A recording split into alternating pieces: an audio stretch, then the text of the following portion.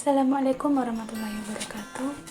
Hai teman-teman, nama saya Afifatul Lutfiani, NIM 18210145. Di video kali ini saya akan sedikit membahas tentang biografi Aminah Wadud.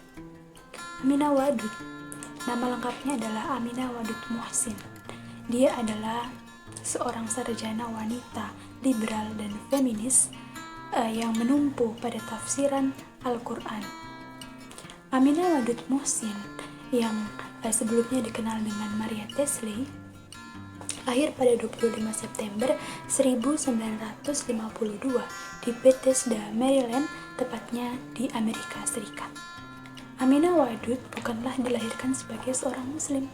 Ayahnya adalah pendeta yang sangat kuat dengan agamanya, dan ibunya adalah keturunan budak dari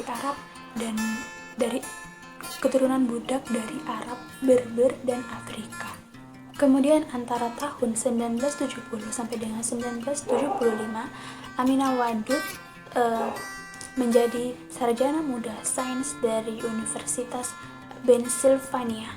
Kemudian pada 1984, Aminah Wadud mendapatkan ijazah doktor falsafah dalam bahasa Arab dan pengajaran Islam dari University Michigan. Kemudian pada tahun 1972, Aminah Wadud resmi memeluk agama Islam dengan dalih bahwasanya saya masuk Islam dengan hati dan akal yang mempercayai bahwasanya keadilan dapat diperoleh di seluruh alam semesta. Kemudian pada tahun 1989 sampai dengan 1992, Aminah Wadud menjadi asisten profesor dalam kajian Quran di Universitas Antarbangsa di Malaysia. Di saat dia berprofesi sebagai asisten profesor ini, Aminah Wadud menerbitkan satu buku dengan judul Al-Quran dan Wanita, yakni penafsiran kembali ayat-ayat Al-Quran tentang wanita pada tahun 2006. Kemudian pada tahun 1988, Aminah Wadud menjadi penggagas bersama dengan Sister in Islam atau disebut dengan SIS, yakni memperjuangkan hak-hak wanita. SIS ini ditegakkan oleh Aminah Wadud pada tepatnya di Malaysia. Kemudian pada tahun 1992, Aminah Wadud menjadi Profesor Madya Pengkajian Islam di University Commonwealth Virginia, Amerika Serikat. Saya Imam Mungkus Maulana. Saya salah satu dari kelompok 4 yang membahas tentang Aminah Wadud Muhsin. Oke, di sini saya melanjutkan presentasi dari narasumber teman kami, yaitu saudari Mbak Afifah, yang mana kita tetap membahas tentang Aminah Wadud Muhsin. Akan tetapi di sini saya lebih ke arah tokoh-tokoh yang terpengaruh dan dipengaruhi, serta letak keterpengaruhannya itu di mana, seperti itu. Nah, perlu diketahui bahwasanya Aminah Wadud Muhsin ini salah satu pejuang atau pegiat feminisme. Nah, tujuannya beliau ini untuk mencapai kesetaraan, harkat dan kebebasan perempuan dalam memilih dan mengelola kehidupannya itu, baik dalam ranah domestik maupun dalam ranah publik. Nah, maka dapat kita katakan bahwa yang dituntut dari kalangan feminisme ini termasuk feminis, pegiat feminisme lah, itu adalah kesamaan antara kedudukan laki-laki dan kedudukan perempuan di wilayah publik, dan peran komplementer di wilayah domestik, atau bisa kita sebut dalam peran rumah tangga, seperti itu. Nah, salah satu persoalan yang dihadapi di kalangan feminisme ini adalah salah satunya yaitu patriarki. Apa itu patriarki? Yaitu kepemimpinan sang ayah, atau bisa disebut juga lelaki adalah figur yang menguasai anggota keluarga, sumber ekonomi, dan pembuat keputusan tertinggi. Nah, dari itu sebabnya patriarki ini dituding oleh para pegiat feminisme sebagai sumber utama agar misogini itu meremehkan status perempuan seperti itu. Ada di sini salah satu tokoh yaitu Asghar Eli Engineer mensinyalir adanya praktik patriarki dalam Islam karena alasan teologis, bahwa perlu diketahui bahwasanya perempuan itu lebih rendah diciptakan lebih rendah dari laki-laki. Sudah disebutkan di sini ada ar-rijalu qawwamuna 'alan nisa, bahwasanya perempuan itu diciptakan dari tulang rusuk laki-laki, sehingga perempuan itu dalam posisi harus dilindungi seperti itu. Nah, di sini dari para pegiat feminisme dari kalangan Muslim telah melakukan serangkaian supaya sistematis dan simultan dengan menafsirkan kembali teks-teks keagamaan yang memunculkan teologi feminisme. Dari kalangan feminis Muslim muncul beberapa tokoh yang gigih melakukan reinterpretasi ayat-ayat Al-Quran dan hadis. Nah, diantaranya adalah Zainab Fawaz, Huda Sya'rawi dari Mesir, warisan Zainab Fawaz itu dari Lebanon, terus Nawal Sa'dawi itu Mesir, Fatimah Mernisi itu Maroko, Rifat Hasan Pakistan. Nah, dan juga di sini ada Aminah Wadud Muhsin.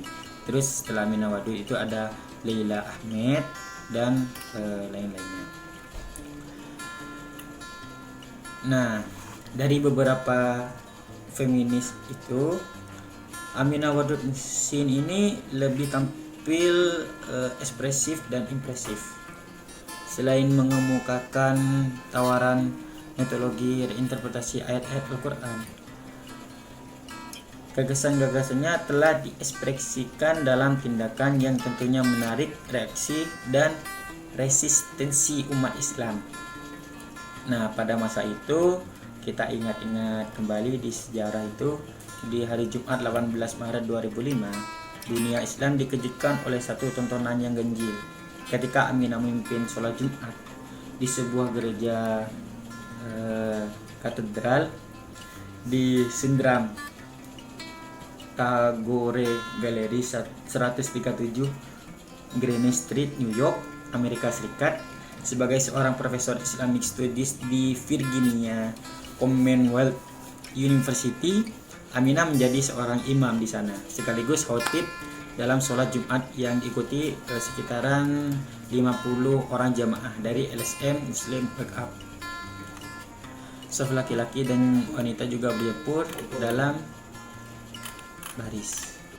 Perkenalkan, nama saya Farid Hidayat Mansumi. Di sini saya akan melanjutkan pembahasan mengenai pokok pemikiran dari seorang Aminah Wadud dalam masalah gender dan Islam. Di antara akar permasalahan ketidaksetaraannya antara laki-laki dan perempuan, menurut Aminah Wadud ialah dari penciptaan manusia sebagai mana yang tercantum dalam Al-Quran. Jadi Wadud ingin menarik titik poin bahwa penciptaan manusia yang terpusat pada pentingnya berpasangan dalam penciptaan segala sesuatu. Oleh sebab itu, baik pria maupun wanita sangat mempunyai arti dalam penciptaan dan sama-sama juga mempunyai keunggulan. Di sini juga Wadud menepis bahwa Hawa adalah salah satu penyebab terlemparnya manusia dari surga, karena Wadud berpendapat bahwa peringatan Allah yang ditujukan kepada mereka agar untuk menjauhi bujukan setan. Jadi kepada keduanya, Nabi Adam dan Nabi Hawa. Kemudian juga Al-Quran berusaha mengeliminir perbedaan antara laki-laki dan perempuan atau menghilangkan pentingnya perbedaan jenis kelamin, karena yang akan membantu masyarakat memenuhi kebutuhannya dan juga berjalan dengan lurus. Antara laki-laki dan perempuan memiliki potensi sama untuk berpartisipasi secara konkret dalam menjalankan fungsi-fungsinya. Dalam merealisasikan proyek dekonstruksi, Wadud berangkat dari asumsi dasar bahwa laki-laki dan perempuan berasal dari penciptaan yang sama. Jadi, lantas mengapa pada tataran pelaksanaan hukum ubudiyah hal ini justru berbeda? Karena menurut Wadud, tradisi masyarakat muslim yang menempatkan laki-laki sebagai pemegang otoritas publik baik dalam masalah hal agama, politik, dan sosial justru mendistorsikan maksud Islam mengenai perempuan. Wadud percaya bahwa yang menjadikan perempuan sebagai second personality ialah bukan masalah harga agama, akan tapi melainkan penafsiran dan implementasi Al-Quran yang mempunyai struktur patriarkal yang telah mengkungkung kebebasan perempuan dalam segala hal. Yang kedua yaitu tentang konsep hijab sebagai tradisi pakaian muslimah. Jadi sebagian golongan menganggap bahwa gagasan hijab merupakan deklarasi identitas publik dengan ideologi Islam. Akan tapi Aminah Wadud di sini menganggap bahwa hal ini tidak dinilai sebagai kewajiban agama, juga tidak dianggap sebagai nilai religius. Hal ini tentu bukan penilaian yang bersifat objektif dari nilai-nilai kesopanan. Dalam pengakuannya, Wadud telah konsisten memakai jilbab selama lebih dari 30 tahun tanpa mempertimbangkan hukumnya. Meskipun demikian, Aminah Wadud juga tidak menghilangkan gaya pakaiannya dengan perspektif neo-tradisionalis dan muslim konservatif. Keberadaan jilbab juga bisa memberikan beberapa korelasi perempuan dengan Islam. Hal ini setidaknya ada jaminan penghormatan atau perlindungan bagi posisi perempuan di dalam masyarakat. Pengertian hijab sendiri tidak harus diartikan sebagai penutup seluruh tubuh perempuan, karena ini pernah dilakukan oleh Aminah Wadud ketika ia berdomisili di Amerika Serikat dan di Libya dengan menutup seluruh bagian tubuhnya, termasuk juga wajahnya dengan menggunakan cadar.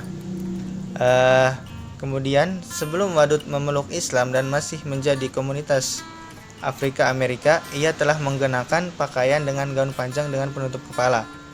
Jadi, bagi Wadud, hijab merupakan alat mengontrol diri jika pada tataran lokal. Dan pada akhirnya, yang harus diperhatikan oleh umat Islam sendiri ialah ketika telah rela segenap jiwa raga untuk memeluk agama Islam, maka disitulah terletak di pundak kita sebuah kewajiban untuk mengamalkan ajaran tersebut. Mungkin cukup ini yang bisa saya jelaskan. Kurang lebihnya saya mohon maaf. Terima kasih. Assalamualaikum warahmatullahi wabarakatuh.